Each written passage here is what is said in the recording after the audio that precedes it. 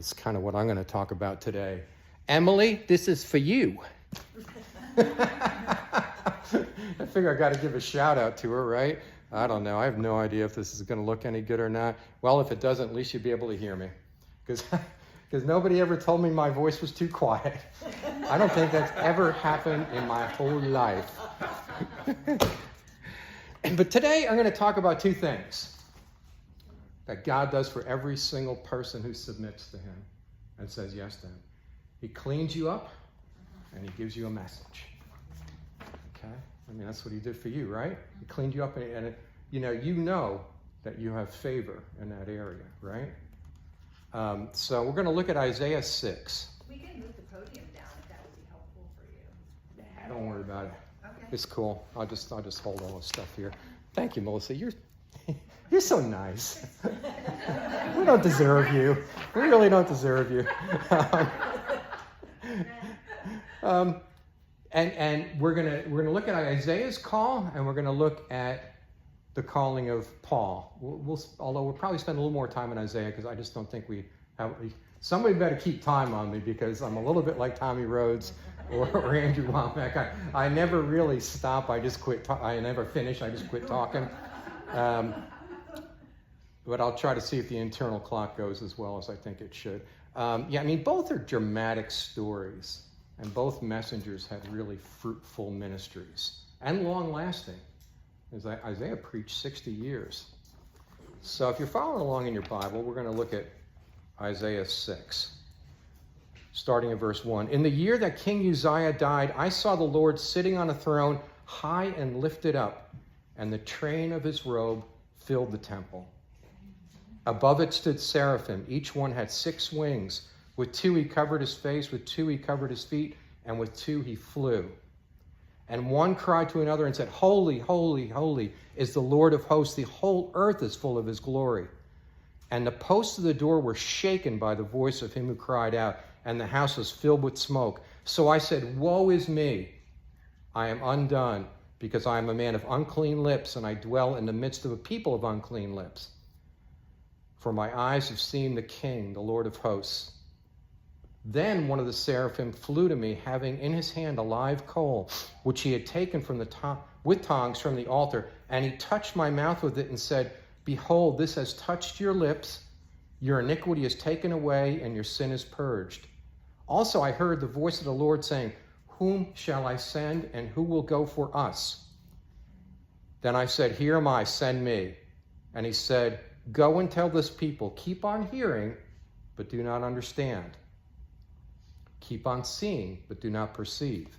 Make the heart of this people dull, and their ears heavy, and shut their eyes, lest they see with their eyes, and hear with their ears, and understand with their heart, and return and be healed. Doesn't sound like that's a real positive message, does it? But I think it comes under the heading, you ever heard Andrew say, sometimes you got to terrify him to edify him?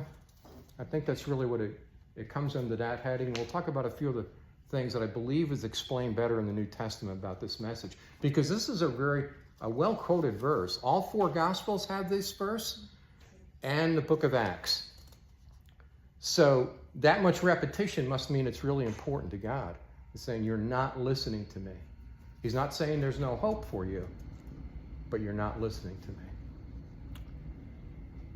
And if you think about this vision, think about it. This is crazy, right? Imagine if this happened to you one day, right?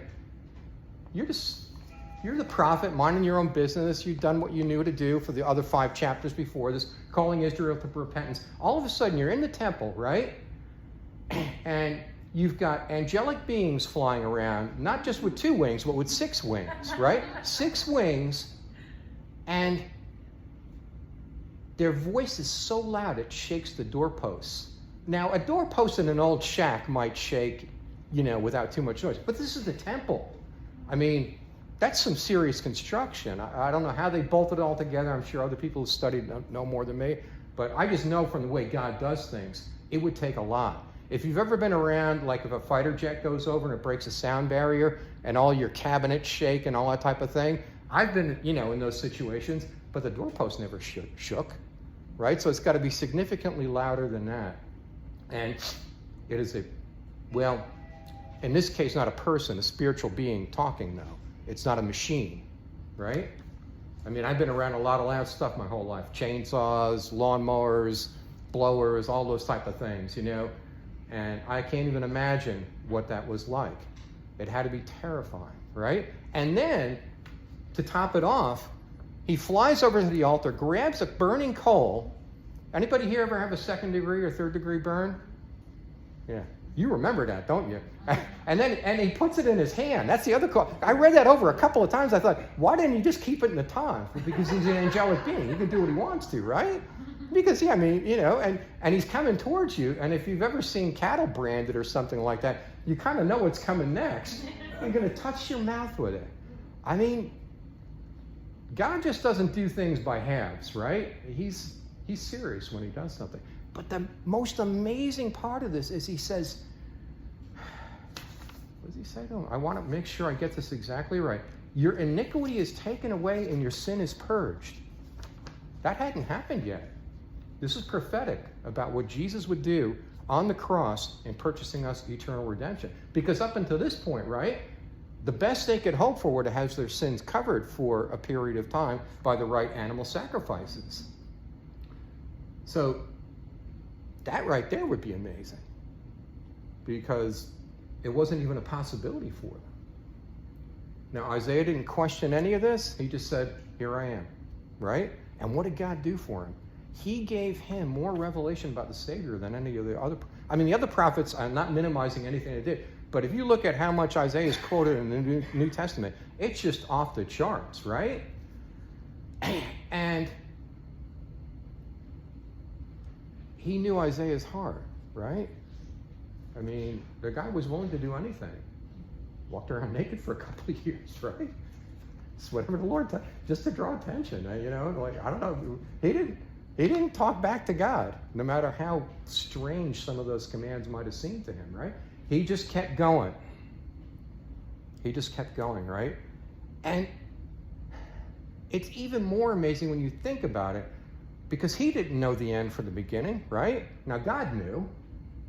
God knew that a day was coming when the Messiah would come and some people would receive him, right? Isaiah didn't know if anybody was going to listen to him. I'm sure a lot of times I bet to him, it doesn't record this in Isaiah, but I bet a lot of times he felt like, you know what, did I just waste my time? Did I waste my life doing this? I mean, any one of us probably would have said that, right?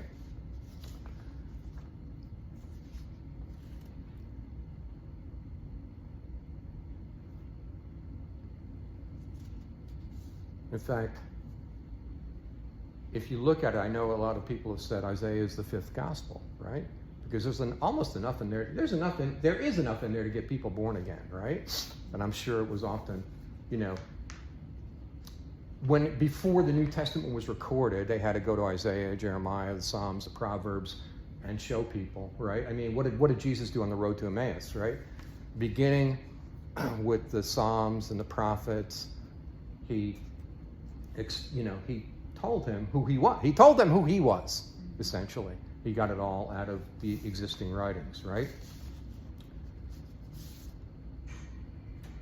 Now, when we jump ahead into the New Testament, let's look at John chapter 12.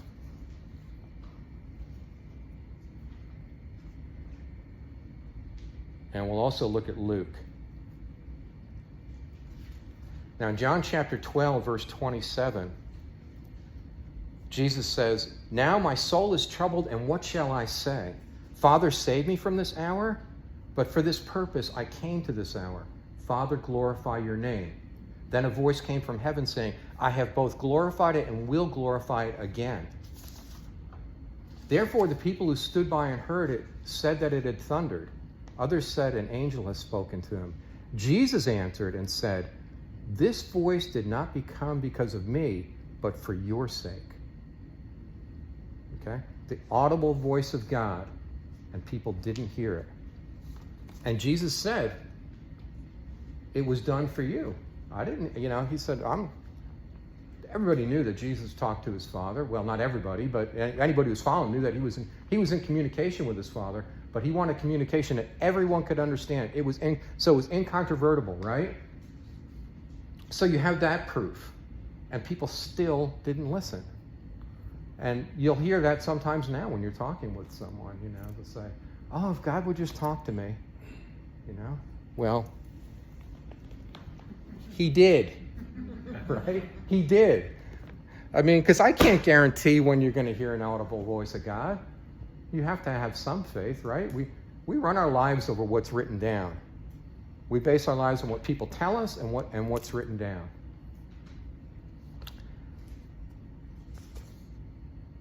And then if you jump a little bit ahead in John, go to 12:37. But although he had done so many signs before them, they did not believe in him, that the word of Isaiah the prophet might be fulfilled, which he spoke.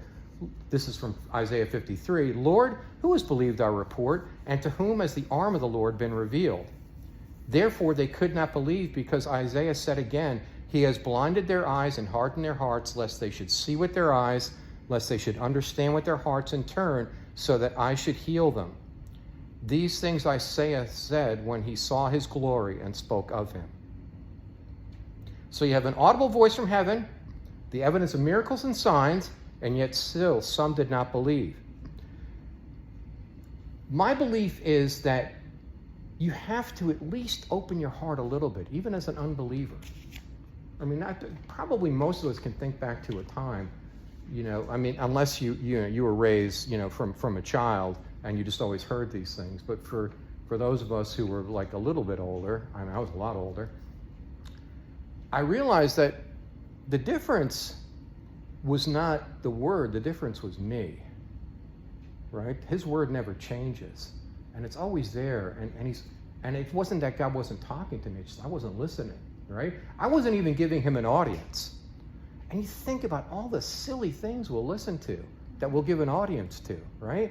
But not God sometimes.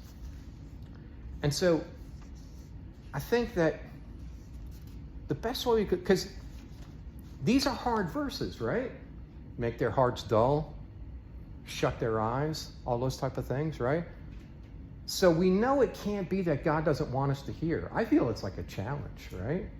I think the prophets were just, wake up. This is really important, because when someone says you're not listening, what's your first thing? Yes, I am, right?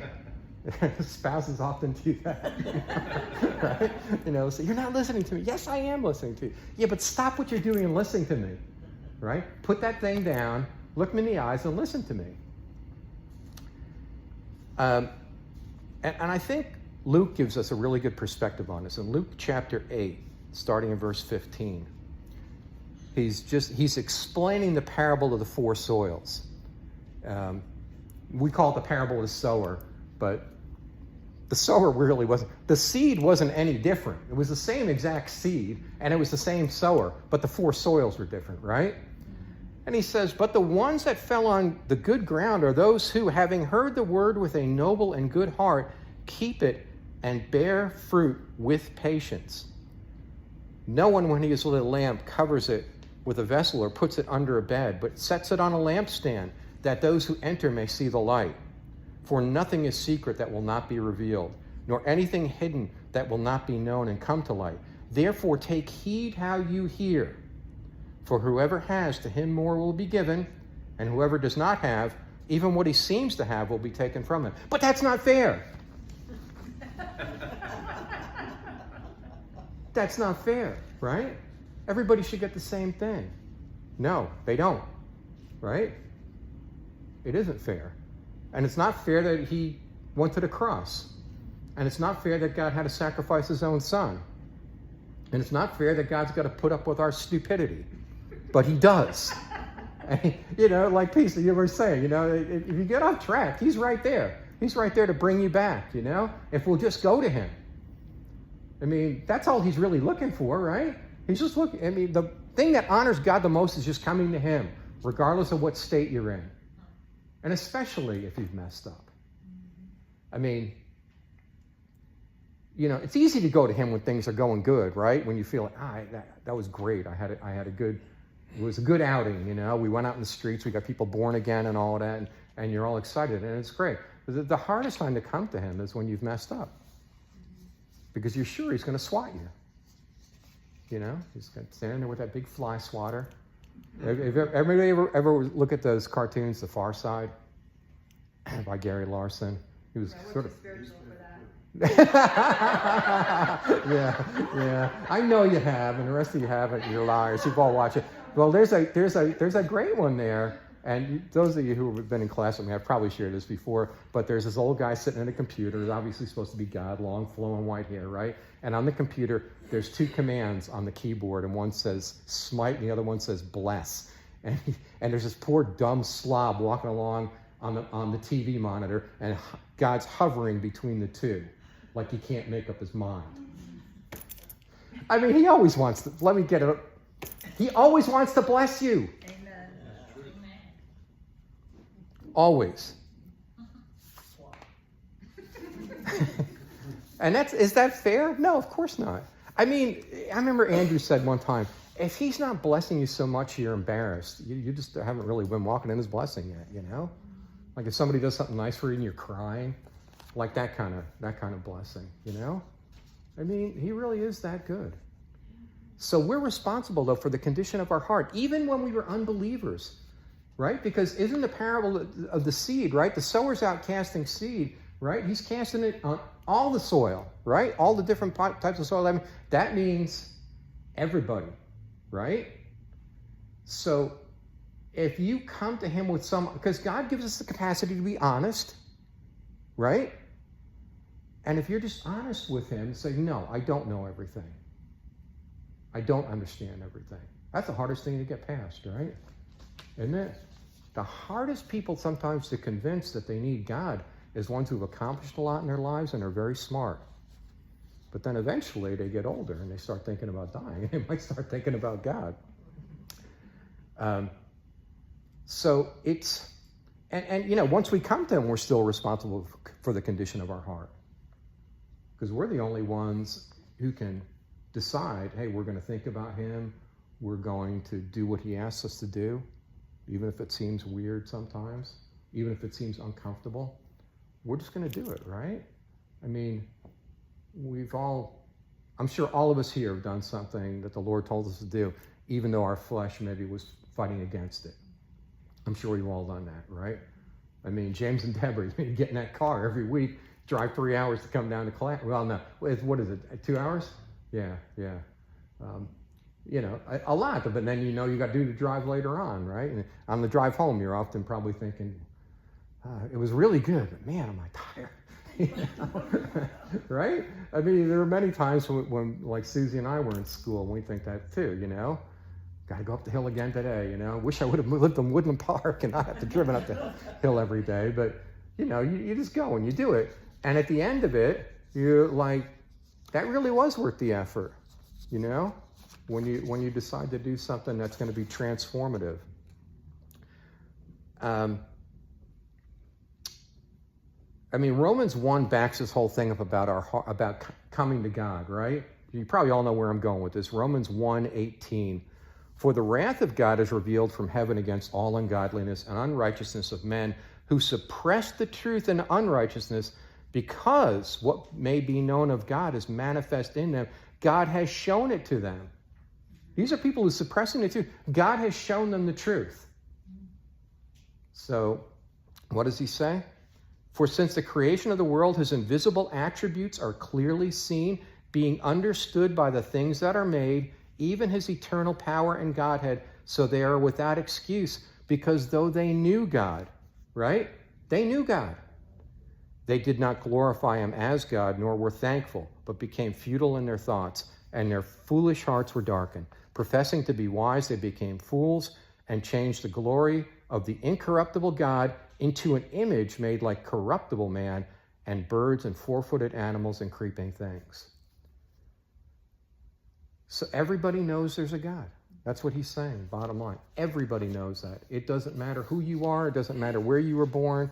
If you're a human, you know there's a God. Now, you can squash that down. You can sear your conscience. You can hang around people who have no clue about God, right? But you're born with that. And That's the other reason I believe that there's no way that God could say, say those words, shut their eyes and stop up their ears, those type of things, right? He still wants you to come. He's just issuing you a challenge. Let's look at the ministry of Paul and the message that God gave him, because it's a little simpler, it's a little easier, it's a little nicer, in some ways. But, it wasn't any less hard. Isaiah was sawn in two, but Paul was beheaded. Take your pick, right? Neither one was, it's rough. It can be rough following God, Look what happened to Charlie Kirk, right? He's following God, doing it as peaceful as he knows how to do it, right? And just one day he's shot. And he had said that, he was willing to give his life for the gospel. I didn't follow him that closely, but, he had grace to do that. Because the reason I didn't was because I'd listened to the people he spoke to. I thought, I'm glad he's doing this and not me. I couldn't do it. I really just think I would snap. Maybe I wouldn't. Maybe I'm not giving myself enough credit. Maybe, and if God had called me to it, I'm sure I wouldn't. I'm just glad he called me somewhere else. Because there's grace for it, right? So let's look at Acts chapter 26. So Paul is brought before Agrippa, and he's recounting how he persecuted the church, and basically giving a little biography, autobiography, right? And then in verse 12, God interrupts him on his journey to Damascus. I love that this is also here in Acts 26, because 9 doesn't tell you all of this, right? If you look at Acts chapter 9, it's not as complete. While thus occupied, as I journeyed to Damascus with authority and commission from the chief priests, at midday, O king, along the road I saw light from heaven, brighter than the sun, shining around me and those who journeyed with me. And when we had all fallen to the ground, isn't that interesting? You don't think about that often. I don't either, right? But they all fell to the ground. It wasn't just Paul. So God didn't just single out Paul, He wanted the ones around him to understand something supernatural happening here. I'm sure they all saw the light. I heard a voice speaking to me and saying in the Hebrew language, Saul, Saul, why are you persecuting me? It is hard for you to kick against the goads. So I said, who are you, Lord? He said, I am Jesus whom you are persecuting. I love how personal God makes it, right? Not the church, right? Me. You're persecuting me. I'm a personal God. I don't like what you're doing to me. I don't like what you're doing to my people either. I'm sure God didn't approve of that, right?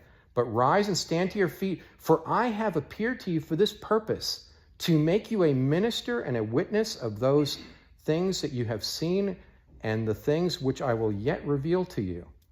I will deliver you from the Jewish people as well as the Gentiles, to whom I now send you, to open their eyes in order to turn them from darkness to light and from the power of Satan to God, that they may receive forgiveness of sins and an inheritance among those who are sanctified by faith in me. That's a cool ministry, right? And we all can have that, right? Because you don't have to make up a brand new one. You can just take what God said to Paul and run with that. It's okay to plagiarize, right? Andrew took what the Lord said to Jeremiah, I've ordained you as a prophet to the nations. And I just find it really interesting how Paul was given grace to go to the Gentiles, right? Here he was, what would you call him, like a super Jew, how he, when he's talking to Philippians, the Hebrew of Hebrews, circumcised on the 8th day, going through his resume, right? And he said, means nothing to me now. Now, there's some benefit in having those ancestors, but it doesn't do you any good if you don't hold them in any esteem, the ones who are worthy of esteem. And a lot of the ancestors probably weren't. We read all about them, and what do they have? I think they had, what did Israel have? Melissa, you could probably tell us. How many good kings did Israel have? Just a couple, right? Yeah. And Solomon was good for a while and flunked out. David was good, But, all those kings they had, right? And all those different chances they had. God did it. This is why Isaiah, if you look at Isaiah 5, it was like, he said, I've done everything I could possibly do for you, right? I gave you a place to camp out, vineyards you didn't plant, houses you didn't build. I made rain come down and everything, right? And you just said, goodbye, we don't really care. They weren't thankful. It's interesting. I mean, a lot of you have been following along because Greg Moore had to have that open heart surgery. His son was saying that, Greg is just one of the most thankful people I know and one of the most fruitful people I know in ministry, right? And he said, the people in the hospital keep telling us, we've never heard compliments like this, And he said, my dad just said, thankfulness is the language of the kingdom. He said that's the way it should be with all of us. We should be thankful for everything in our lives, right? Anybody who does anything good for us, we can't forget to say thank you. I mean, when you start getting away from that, that's when you start to get bitter, right? When you don't appreciate what you already have. I mean, so Paul said in Romans 12, verse 3, "For I say through the grace given to me." And this is where I wanted to get personal with you guys, right? Now, Peace has already told us what she's doing, right? But I want one of you to be bold enough to say, what has God given you grace for, and what is your primary message? Because we can all preach the full gospel, right? I mean, and we should. But we all have an area that we feel that God has really equipped us to easily share it with people, where I don't even have to think about it, right? So I want someone to be bold enough just to, and I don't want any false modesty here. Just say what God has gifted you in. And if you're already moving in this direction, great. But what has he given you as sort of a commission, right? Set the captives free. Okay. To encourage others. Yeah. So what type of captivity are we talking about, Melody? Anytime. But that's, so what is that, Luke chapter 4? Well, Isaiah 61. Okay. Yeah. So anytime you have a chance, you see someone who seems to be bound up in something, you're drawn towards that, and that's where you feel like, God has given you grace and sort of given you an entree into that.